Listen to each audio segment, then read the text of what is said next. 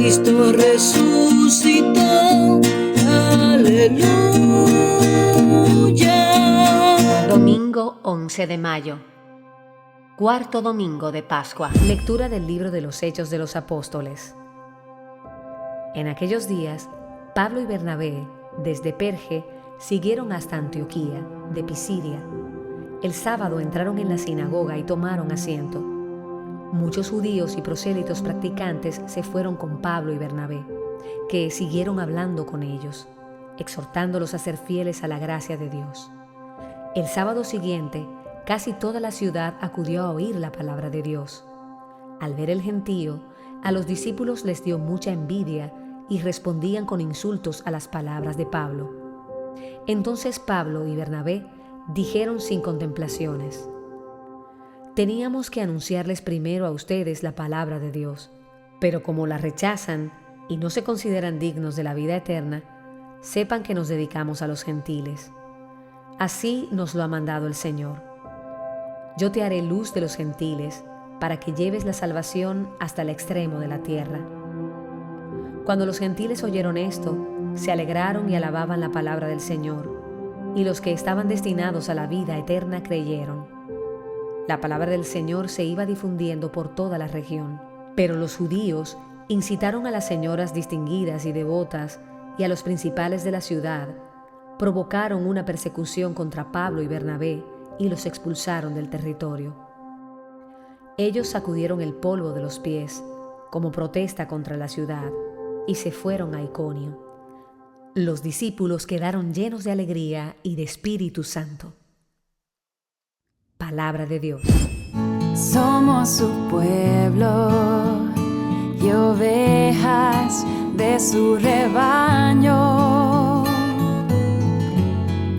Somos su pueblo y ovejas de su rebaño.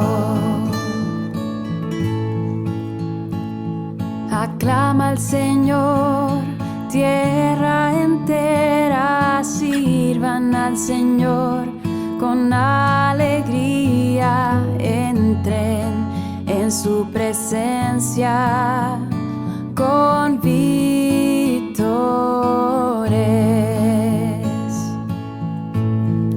Somos su pueblo y ovejas de su rebaño. Somos su pueblo y ovejas de su rebaño.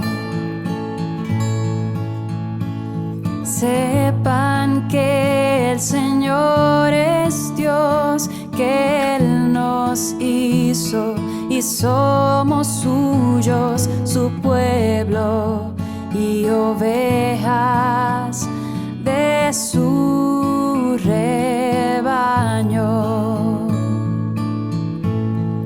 Somos su pueblo y ovejas de su rebaño.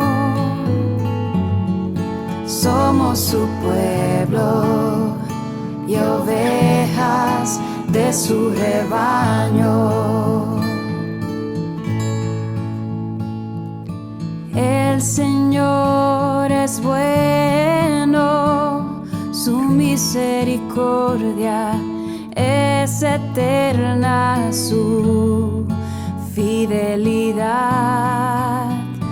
por todas las edades. Somos su pueblo y ovejas de su rebaño. Somos su pueblo y ovejas de su rebaño. Lectura del libro del Apocalipsis. Yo, Juan, vi una muchedumbre inmensa que nadie podría contar, de toda nación, raza, pueblo y lengua, de pie delante del trono y del Cordero, vestidos con vestiduras blancas y con palmas en sus manos. Y uno de los ancianos me dijo: estos son los que vienen de la gran tribulación. han lavado y blanqueado sus vestiduras en la sangre del Cordero. Por eso están ante el trono de Dios, dándole culto día y noche en su templo. El que se sienta en el trono acampará entre ellos. Ya no pasarán hambre ni sed, no les hará daño el sol ni el bochorno, porque el Cordero que está delante del trono será su pastor, y los conducirá hacia fuentes de aguas vivas, y Dios enjugará las lágrimas de sus ojos. Palabra de Dios. Lectura del Santo Evangelio según San Juan. En aquel tiempo dijo Jesús: mis ovejas escuchan mi voz, y yo las conozco, y ellas me siguen, y yo les doy la vida eterna. No perecerán para siempre, y nadie las arrebatará de mi mano.